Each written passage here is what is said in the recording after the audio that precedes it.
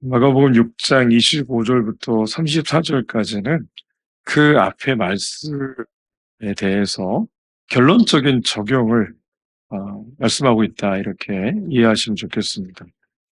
6장 19절부터 24절까지의 내용은 24절 이 한 말씀 속에 담겨 있는데, 이 말씀을 읽겠습니다. 마태복음 6장 24절. 자, 함께 읽을게요. 한 사람이 두 주인을, 시작. 한 사람이 그 주인을 숨기지 못할 것이니, 혹 이를 미워하고 저를 사랑하거나, 혹 이를 중히 여기고 저를 경히 여김이라. 너희가 하나님과 재물을 겸하여 섬기지 못하느니라. 아멘. 19절부터 24절까지의 내용은 하나님과 재물 겸하여 섬길 수 없다, 이것입니다. 재물을 섬기겠다고 길을 나선 분이 몇 분이나 계시겠어요. 특별히 예배당 안에 있는 분들 가운데 나는 재물을 섬기겠습니다, 나는 돈을 숭배합니다, 이런 분이 몇 분이나 계시겠어요. 아마 여러분 가운데는 없으실 겁니다. 이 재물에 대해서 25절에 보게 되면 구체적인 내용을 얘기하는데, 무엇을 먹을까, 무엇을 마실까, 무엇을 입을까, 요 내용입니다. 그러니까 일확천금을 노리고 그렇게 그것을 따라서 쫓아가는 그 문제를 가지고 얘기하신 게 아니고, 예수님께서는 가장 기본적인 문제, 먹고 마시고 입는 이 의식주와 관련된 문제를 얘기하신 겁니다. 이 의식주와 관련돼서 열심히 이 땅을 살아가다가 그것이 마치 신이 되어서 그것을 위해서 마치 내가 존재하는 것처럼 그렇게 살아가는 신앙인에 대해서 무엇이 먼저고 무엇이 나중인지에 대해 명확하게 가르쳐 주시는데, 하나님과 재물 겸하여 섬길 수 없다. 근데 하나님을 섬기다 보면 하나님이 분명히 우리의 믿음의 대상이 되시고 경배의 대상이 되신 것 분명한데, 근데 이 땅을 걸어가다 보면 나도 모르는 사이에 곁길로 갈 때가 있는 거죠. 내가 열심히 살면 살수록, 최선을 다해 살면 살수록, 그리고 최선의 노력을 기울여 땀 흘리면 땀 흘릴수록 더 본질이 무엇인지를 놓치며 그렇게 내가 하나님 되어 이 땅을 살아가는 우리 인생들에게 예수님께서 믿음의 대상이 누구이고 그 믿음의 대상이신 하나님 앞에 우리는 이 먹고 마시는 문제와 더불어서 어떤 길을 걸어가야 될지, 어떤 믿음을 가지고 가야 될지에 대해서 예수님께서 가르쳐 주셨다, 이렇게 정리해 볼 수 있겠습니다. 예수님이 나도 모르게 재물을 따라가는 우리에게 예수님이 첫 번째로 하신 결론적인 적용은 25절부터 30절 사이에 보게 되면 염려, 믿음, 이 두 단어를 통해서 확인해 볼 수 있겠습니다. 생존의 문제였습니다. 먹고 마시고 입는 문제는. 유대인들, 특별히 여기 지금 이 예수님 말씀의 청중은 제자들입니다. 제자들은 그래도 그물을 버리고 주님을 따라가는 그런 존재들이잖아요. 그래서 많은 무리가 모였을 때 예수님께서는 그 가운데 제자들을 따로 이 산으로 마치 부르듯, 예수님이 산으로 올라가자 제자들이 산으로 예수님이 가셨던 길을 따라 쭉 걸어 올라가는데, 거기서 중요한 이 천국 복음을 말씀해 주시는데, 천국 백성의 이 신앙의 길에 대해서 말씀해 주시는데, 그 가운데 오늘 이 말씀도 있다는 것을 기억하시고, 주님을 따라 나선 제자인 우리에게 주께서 하신 말씀을 귀가 있음에 들으시고 가슴이 있음에 가슴에 새기시기를 부탁을 드립니다. 예수님께서 이 재물에 대해서 먹고 마시고 입는 거라고 그랬습니다. 근데 이것 때문에 하나님이 아니라 그것이 마치 나의 인생을 책임져 줄 것처럼 걸어가는, 그것이 하나님인 것처럼 쫓아가는 우리에게 말씀하시죠. 비유적으로 두 가지를 말씀하세요. 하나는 공중의 새, 하나는 들의 백합화. 여기서 백합화는 이름 없는 야생화를 얘기를 합니다. 그러니까 공중의 새, 들의 꽃은 예수님이 지금 갈릴리 호수가 내려다 보이는 그 지점에서 설교를 하시는 거잖아요. 그러니까 그 초장에 함께 있던 제자들이 바로 옆에 있는 새, 그리고 바로 옆에 있는 꽃을 예를 들어서 예수님 설명을 하고 계신 것입니다. 공중의 새를 보라 그랬고 들의 백합화를 자세히 생각하여 보라 그랬습니다.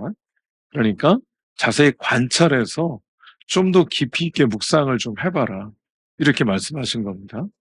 어, 예수님께서 공중의 새가 먹고 마실 문제 때문에 심고 거두고 창고에 모아들인 적이 있느냐. 너희는 공중의 새와는 비교할 수 없는 나의 자녀들인데 왜 그것 때문에 걱정하느냐? 주님 말씀하시는 거죠. 들의 백합화를 생각해봐라. 들의 백합화가 자신의 모양, 아름다운 모양을 내기 위해서 노력한 적이 있느냐. 그것을 이 들의 그 야생화가 그 빛깔을 내기 위해서 애쓴 적이 있는가? 길쌈하며 수고한 적이 있는가? 그런데도 솔로몬이 자신의 왕권을 드러내고자 입었던 그 옷보다 더 화려하지 않는가? 그 꽃의 그 빛깔을 어떻게 사람의 인위적인 방법으로 낼 수 있겠는가? 그 자연의 색을.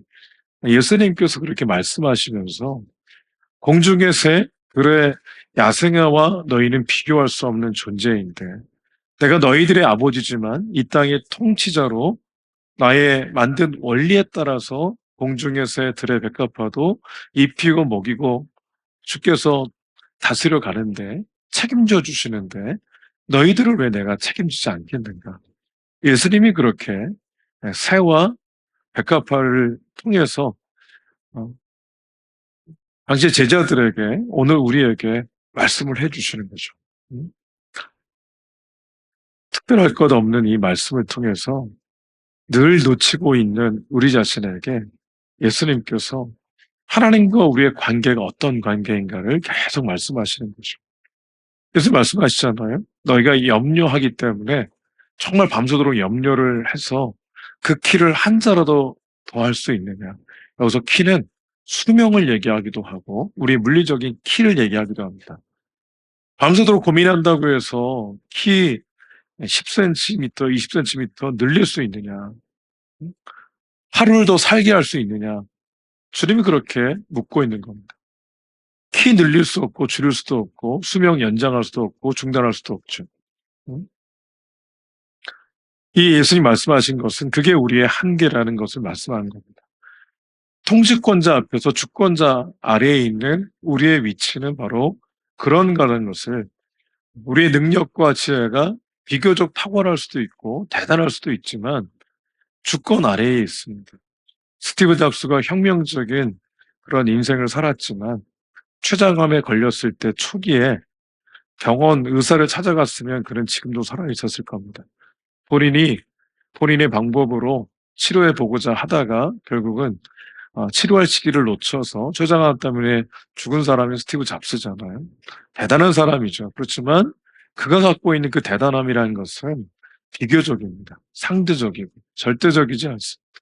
주권 아래에 있다는 사실을 우리는 인정할 때 우리가 겸손해지지 통치하고 주권적으로 다스리고 역사하시는 그 주님 아래에 있다는 사실을 까맣게 잊고 내가 모든 걸 컨트롤할 수 있는 상황이 됐을 때 내가 하나님처럼 그렇게 스스로 여길 수 있습니다. 내 통제권 바깥으로 너무 많은 일들이 벌어질 때 그때 비로소 겸손하게 엎드려서 하나님 제가 정말 한계 있는 존재군요. 이렇게 엎드리는 것이 우리의 모습 아닙니까? 근데 주님이 늘 일상에서도 우리에게 요구하시는 것은 하나님이 누구고 우리가 누구인가를 인정하라고 하시는 거죠. 그러므로 주님께서는 우리를 굴복시키려고 하시는 것이 아니라 우리 안에 하나님의 주권적인 보호와 통치 가운데 그 책임져 주시는 은혜 가운데 이 땅을 살아가는 것이 마땅하지 않겠는가라고 계속해서 우리에게 가르쳐 주시는 겁니다. 염려란 단어 자체가 주는 것이 어, 분열시키다 또는 찢기다 이런 의미가 있습니다. 그러니까 마음이 계속해서 찢기는 거죠.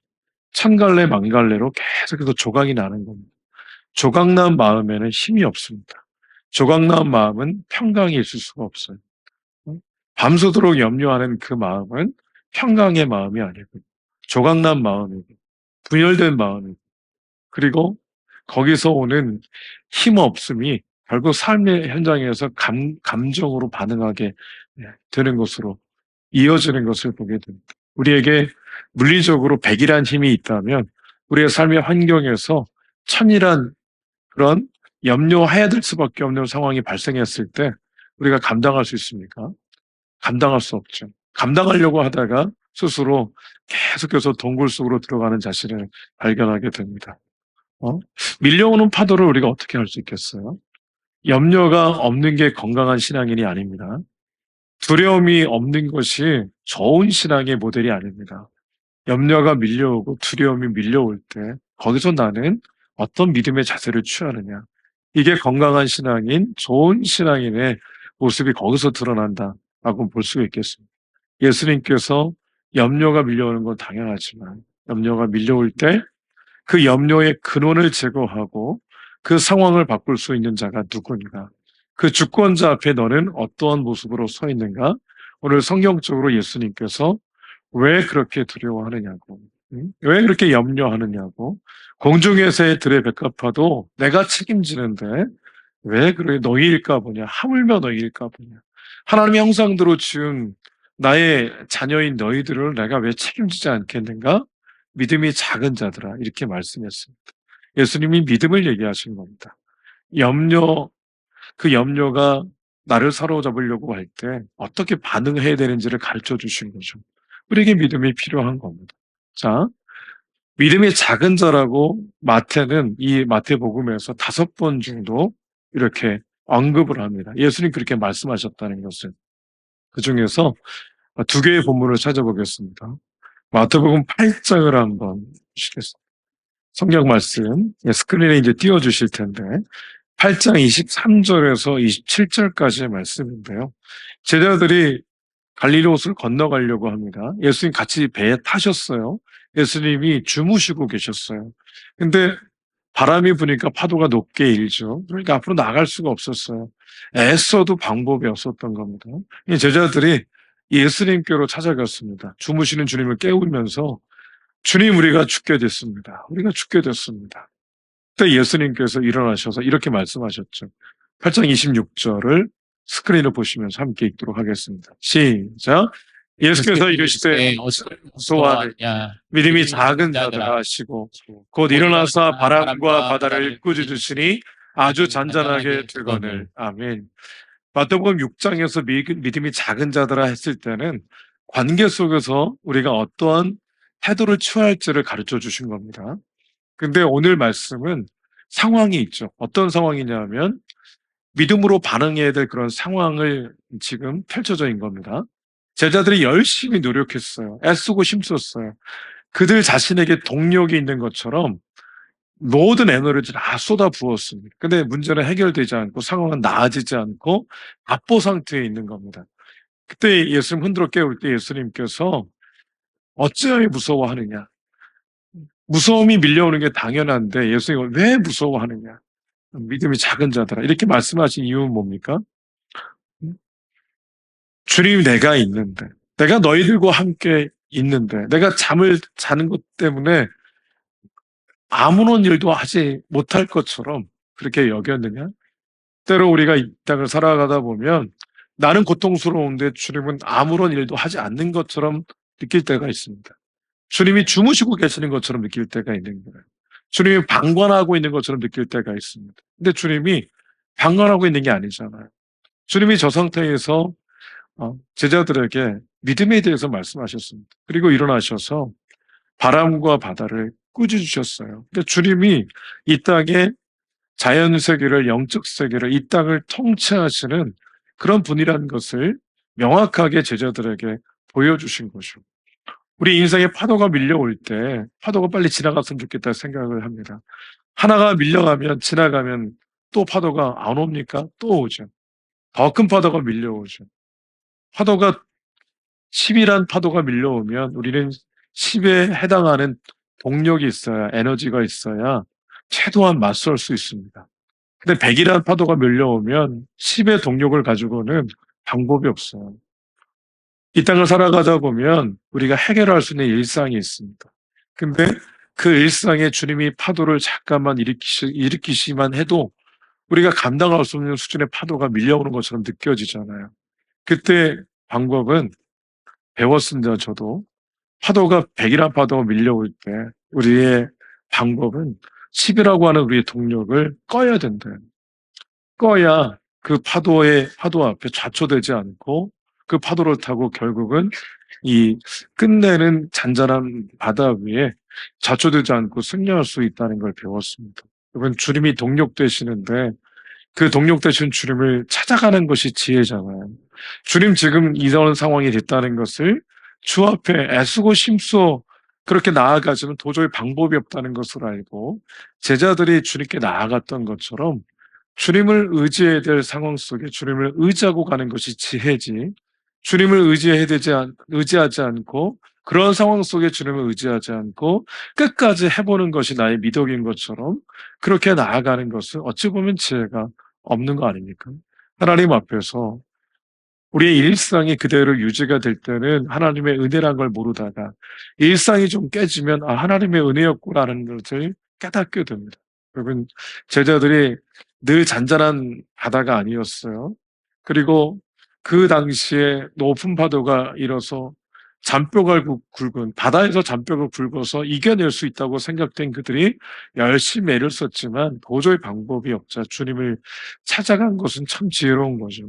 여러분, 처음부터 찾아가면 더 좋았겠지만 어쨌든 그들이 끝끝내 주님을 찾아간 것이 지혜입니다. 여러분, 하나님 앞에서 상황을 보던 눈, 열심히 애쓰고 힘쓰며 해결될 거라고 하는 우리 자신의 능력을 향한 믿음을 잠시 내려놓고 동력을 끄고 주님께 가셔야 됩니다. 주님께 가셔서 어, 주님, 지금 이런 상황인데 저는 도저히 동력이 없습니다. 주님께서 은혜를 베풀어 주셔야 되겠습니다. 하나님 앞에 엎드리는 것이 지혜로운 거죠. 그거는 무기력한 게 아닙니다. 그건 무능력한 것이 아니고 가장 지혜로운 행위입니다.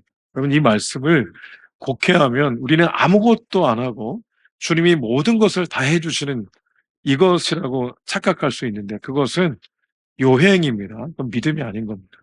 그것은 매우 맹목적인 겁니다. 믿음이라는 것은 내가 할 수 있는 모든 것을 쏟아 부어야 됩니다. 최선의 노력을 기울이셔야 됩니다.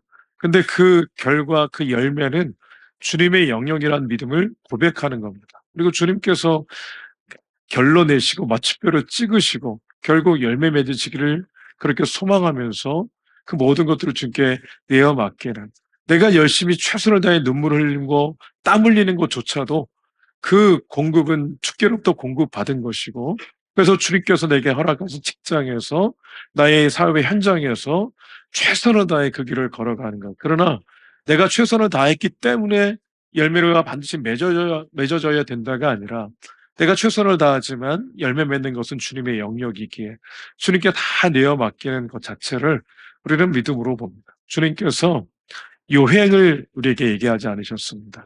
하나님 한 분이 우리의 이 천지 만물의 주권자이시고 통치자이시며 지금도 다스리시는 그분이 나의 아버지라고 하는 이 믿음을 가지고 그렇게 이 상황이 시시각각 바뀌고 하나의 파도가 지나가면 또 다른 더 엄청난 파도가 밀려오는 예측하지 못하는 시대에 우리가 살아가면서 우리가 AI 시대가 더욱더 빠른 속도로 바뀌어가고 있는데 그럼에도 불구하고 우리에게는 아, 믿음으로 살아가야 될 것임을 다시 한번 주님께서 강조해서 우리에게 가르쳐주고 있는 겁니다.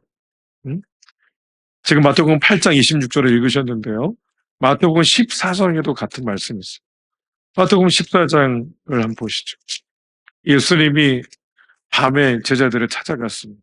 제자들의 상황은 건너편으로 가라고 했던 예수 명령을 따라 건너편으로 건너가는데 앞으로 나아갈 수가 없는 거예요. 파도가 너무 높아서. 예수님이 그들을 찾아갔습니다. 찾아갔는데 유령인 줄 알았어요. 귀신인 줄 알았습니다. 예수님이 내가 예수라고 안심하라고 베드로가 주님이시려면 나를 걸어오도록 명령해 주십시오. 베드로가 걸어갑니다. 그런데 주님을 바라보고 가다가 바람을 보고 마음이 빼앗기죠. 생각이 빼앗기고 마음이 빼앗깁니다. 그리고 염려가 왜 찾아오냐면 생각이 빼앗기기 때문에 그렇습니다. 마음이 빼앗기기 때문에 염려에 함몰당하죠. 염려에 완전히 이렇게 우리가 포로잡힌 채가 되는 것입니다. 베드로가 그랬죠. 그래서 나타난 현상은 물에 빠져들어갑니다. 염려에 빠져들어가게 되면 물에 빠져들어가는 것처럼 삶이 큰 싱크홀에 빠진 것처럼 이렇게 빠져들어갑니다.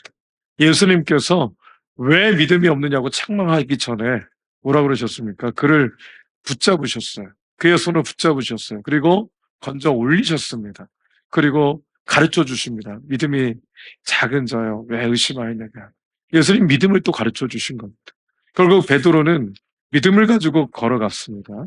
근데 상황을 보자 의심이 생기고 상황을 보자 마음이 압도당하고 상황을 보자 생각이 빼앗기고 그래서 결국 이 두려움에 함몰이 되어서 쭉 빠져들어갔죠. 우리도 그렇지 않습니까? 상황이 두렵잖아요. 그래서 정확히 얘기하면 상황이 두려운 것이 아니라 그 상황 때문에 내가 꼭 죽을 것 같고 내가 쌓아올린 모든 것들이 날아갈 것 같고 모든 것이 엎어질 것 같은 그것 자체가 두려운 거잖아요. 상황이 두려운 게 아니고 그 상황 때문에 나타날 그 결과에 대한 두려움이 우리를 자꾸만 휘어잡는 거잖아요. 그때 주님께서는 우리에게 말씀하십니다. 이 상황의 주권은 내게 있다. 이 환경의 주권도 내게 있다. 그렇게 말씀하시면서 오늘 우리에게 믿음으로 앞으로 나아갈 것을, 믿음으로 하나님 앞에 엎드릴 것을 말씀하고 있습니다. 여러분, 기도하는 자가 믿음이 있는 겁니다. 믿음이 있는 자가 기도하는 거 분명합니다. 그렇지만 믿음이 있다고 말하지만 기도하지 않는 것은 나를 믿는 것입니다. 주님을 믿지 않는 겁니다. 주님을 믿는 다음에 엎드리게 되어 있습니다. 주님을 믿는다면 엎드려 기도하게 되어 있습니다. 주의 은혜를 구하게 되어 있습니다. 여러분, 내가 감당할 수 있는 상황도 주님이 또 상황이 어떻게 바뀔지 알 수 없기 때문에 감당할 수 없는 상황이 되는 건 시간 문제입니다. 하나님 앞에 우리는 연습을 해야 되는데 믿음을 가지고 하나님 앞에 엎드려 기도하는 연습이 필요합니다. 연습이 안 되면 그런 상황이 딱 닥쳤을 때 기도할 것 같죠? 기도하지 못합니다. 기도하고 싶지만 기도하지 못하게 돼 있어요. 그래서 경건의 훈련이 그래서 필요한 겁니다. 주님 기도함으로 믿음을 가지고 나아가는 경건의 훈련, 이 훈련을 통해서 어떤 파도가 밀려오든지 그 상황 속에서 예수님이라고 하는 동력을 의지해서 한 걸음 한 걸음, 때로는 버텨내고 때로는 인내하고 때로는 도전해서 그 길을 걸어가는 것. 그게 바로 믿음의 사람들이 걸어가는 그런 행로라는 것을 예수님께서 가르쳐 주신 겁니다. 이게 첫 번째 결론입니다. 염려를 차단할 수 없지만 염려가 올 때 믿음을 가지고 가야 된다라는 것을 첫 번째 결론입니다. 하나님으로 믿고 먹고 마시는 문제, 입는 문제에 네가 마음 빼앗기지 않고 믿음으로 걸어가고 있다면 그렇다면 너희가 이제 먼저 그의 나라와 그의 의를 구해야 된다. 이것이 구체적인 실행에 대해서 예수 말씀하신 두 번째 결론입니다. 그 앞에 말씀 한번 보시면 그렇게 되어 있죠. 6장 31절 32절에 보게 되면 염려에 이르기를 무엇을 먹을까 무엇을 마실까 무엇을 입을까 하지 말라. 이는 다 이방인들이 구하는 것이라. 너희 하늘 아버지께서 이 모든 것이 너희에게 있어야 될 줄을 아신다. 이방인은 뭡니까? 하나님과 관계가 없는 사람들 얘기합니다. 저와 여러분은 하나님과 관계가 있어요. 하나님 아버지고 우리는 자녀입니다. 아버지는 자녀를 책임지는 것이 아버지입니다. 성경적으로 이렇게 말씀드릴 수 있어요. 갈라디아서 3장 26절을 읽도록 하겠습니다.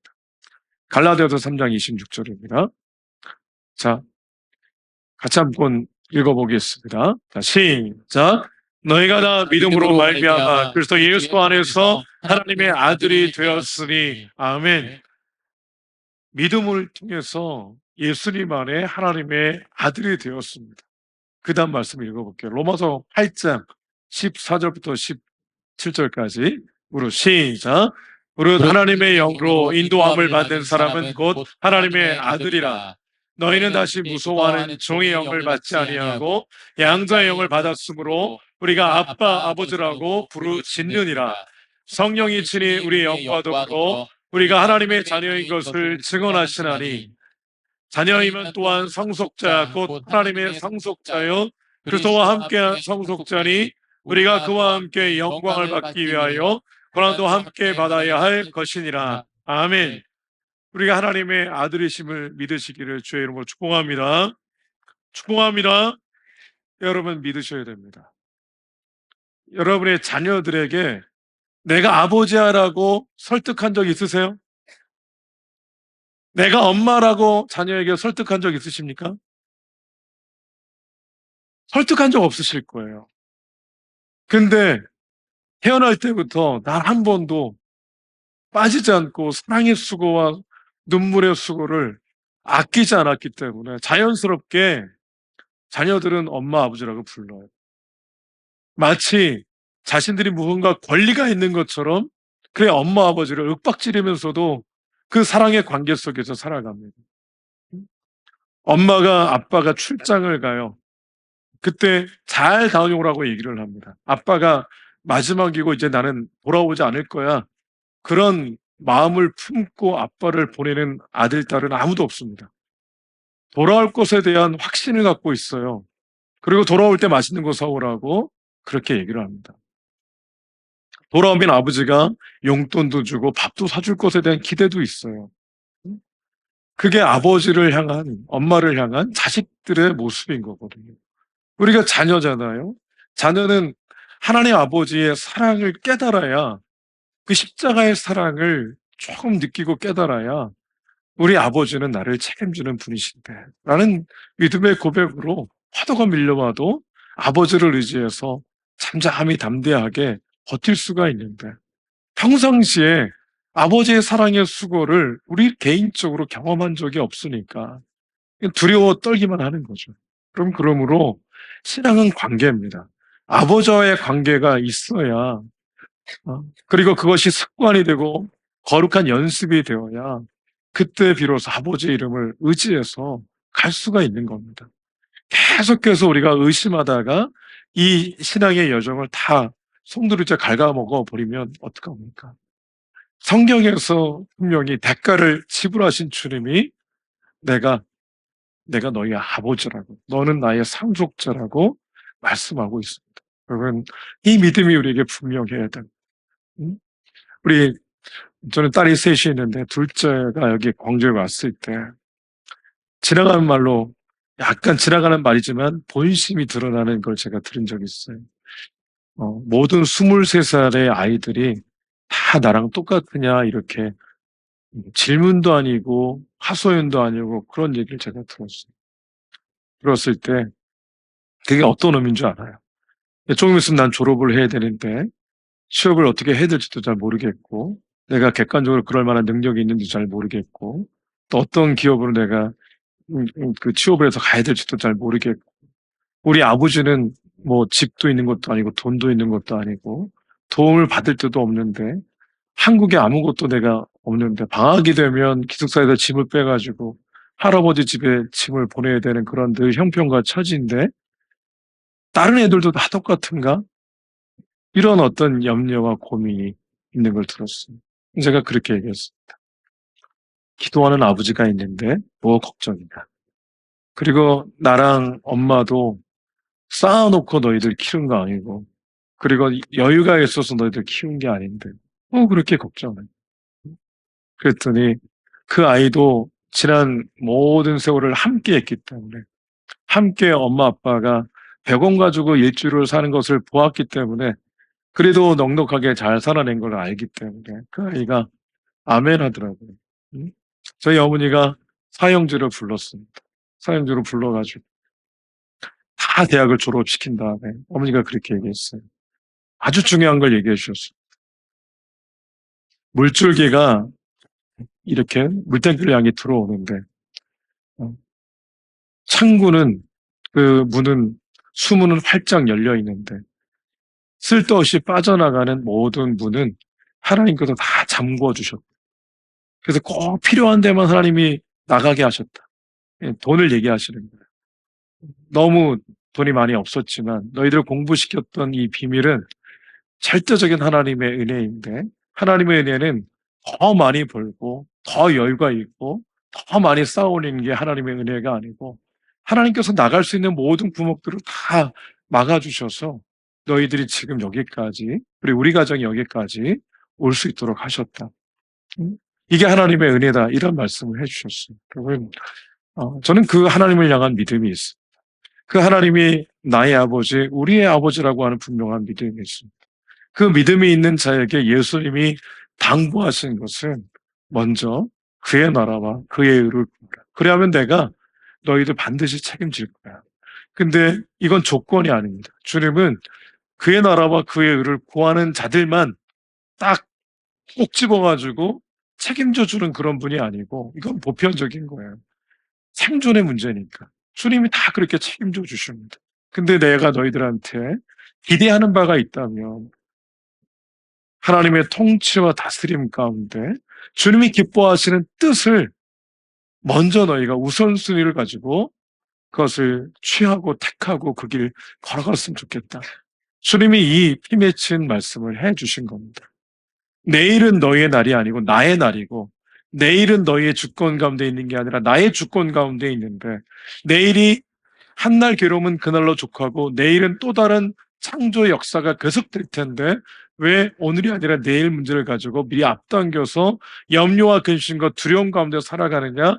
내일의 주권은 나한테 있다.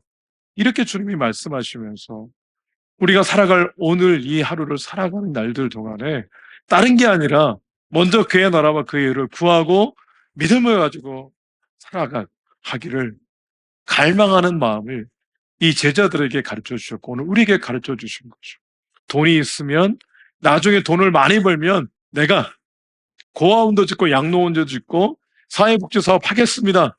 이렇게 하나님 앞에 서원하고 약속하신 분들 많을 겁니다. 근데 거기는 큰 함정이 있어요. 돈을 못 벌면 안 하겠다 그런 뜻입니다. 주의 뜻이 분명하다면 나의 상황과 상관없이 그거 먼저 하는 겁니다. 먼저 그의 나라와 그의 의를 구할 때 그때 주님이 책임져 주신 은혜를 경험할 때 소름이 끼치게 돼 있어요. 거기서 예수 믿는 것은 참 즐거운 일이구나. 너무나 놀라운 그런 영적인 과학의 비밀을 거기서 발견을 하게 되는 거죠. 나는 주님의 일을 하고 주님은 내 일을 하시고 나는 주님께서 말씀하신 대로 믿음을 가지고 걸어가고 주님은 내 인생을 책임져 주시고 이게 주님이 말씀하신 놀라운 그런 원리를 오늘 우리에게 얘기하십니다. 여러분 고아원 짓겠다고 하나님 앞에 약속을 하신 분들에게 또 하나님께 약속하신 분들에게 말씀을 드려요. 지금부터 그 고아들을 돌보는 일을 해야 됩니다.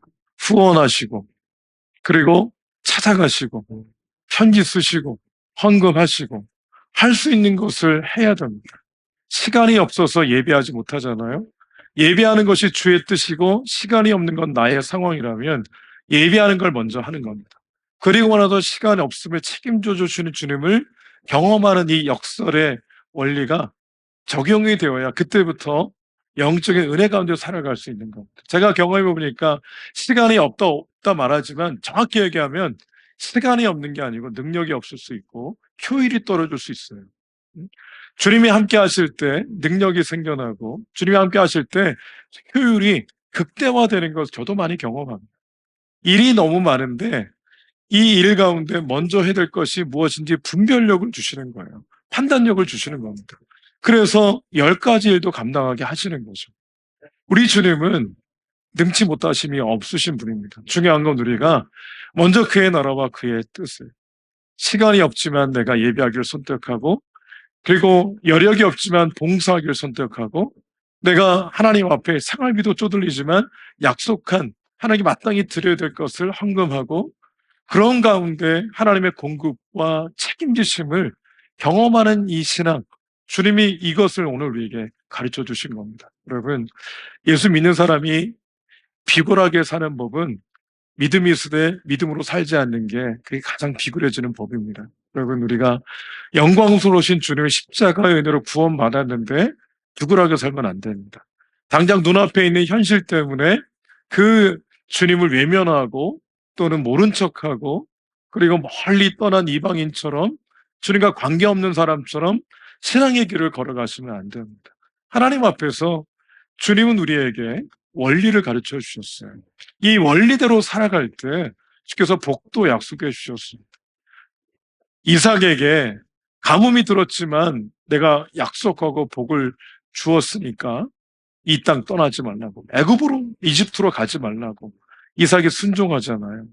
그렇지만 여전히 그 다음에 자신의 아내를 자신의 누이라고 속이는 연약한 모습이 그 안에 있었어요. 연약하지만 이삭은 그 땅을 떠나지 않죠.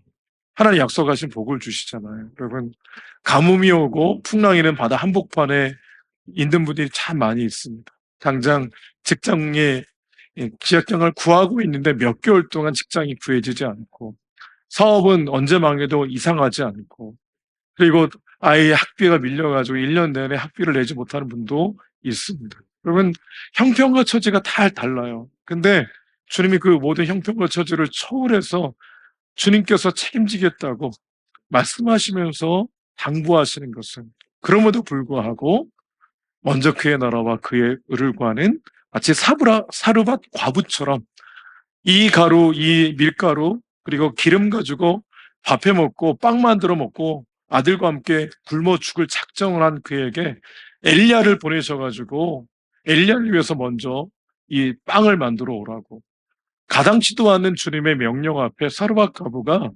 아멘하고 믿음으로 순종하거든요. 어려워도 교회에 헌금해라 이런 뜻 아닙니다. 어려워도 목회자 잘 섬겨라 이런 뜻 아닙니다. 원리를 가르쳐 주시는 겁니다. 가뭄이 아닌 시대가 어디 있었어요? 다 가뭄이죠. 그 가뭄을 통과하는 방법이 그냥 통과하는 게 아니라 믿음으로 한 걸음 한 걸음 순종의 길을 내가 할 수 있는 영역에서 그렇게 큰 걸음으로 걷지 않더라도 작은 발걸음이라도 믿음으로 순종으로 걸어갈 때 하나님 책임져 주시는 이 놀라우신 은혜를 경험하는 것이야말로 신앙이다. 그게 바로 천국 백성이다. 그게 바로 제자다라고 가르쳐 주셨습니다. 여러분, 형편과 다 처지가 다 다르기 때문에 저와 똑같이 살고 수준 있는 어떤 장로님처럼 살아라 이렇게 말씀하시는 것이 아닙니다. 오늘 나의 현실을 아시는 주님이 내 현실 세계 속에서 내가 알 수 있는 믿음의 영역 안에서 그 길 걸어가라고 말씀합니다. 이사야 43장 1절과 2절을 함께 큰 목소리로 읽고 오늘 말씀을 정리하겠습니다. 이사야 43장 1절과 2절입니다. 함께 읽겠습니다. 시작. 야곱아, 너를 창조하신 여호와께서 지금 말씀하시느니라. 이스라엘아, 너를 지으신 이가 말씀하시느니라. 너는 두려워하지 말라. 내가 너를 구속하였고 내가 너를 지명하여 불렀나니 너는 내 것이라. 네가 물 가운데로 지날 때에 내가 너와 함께 할 것이라. 강을 건널 때에 물이 너를 침몰하지 못할 것이며 네가 불 가운데로 지날 때에 타지도 아니할 것이요 불꽃이 너를 사르지도 못하리니. 아멘. 물 가운데로 지날 일 없게 하겠다. 불 가운데로 지날 일 없게 하겠다. 이런 약속하신 적 없습니다. 그러나 물 가운데로 지날 때, 불 가운데로 지날 일이 있을 때, 꼭 죽을 것 같은 현실 속에서 내가 너와 함께 하겠다고, 지나가게 할 거라고, 통과하게 할 거라고 말씀합니다. 오늘 이 시대에 주님께서 우리에게 믿음을 가지고 그의 나라와 그 일을 구하며 그렇게 믿음으로 통과할 것에 대해서 우리가 도전하고 계십니다. 한 주간 동안 또 여러분의 평생도록 먼저 그의 나라와 그의 의를 구하는 믿음으로 순종하심으로 하나님의 놀라운 역사, 그의 역사의 주인공으로 울뚝 서시기를 주의 이름으로 축복합니다. 아멘. 함께 찬송하시며 준비한 예물을 올려드리겠습니다.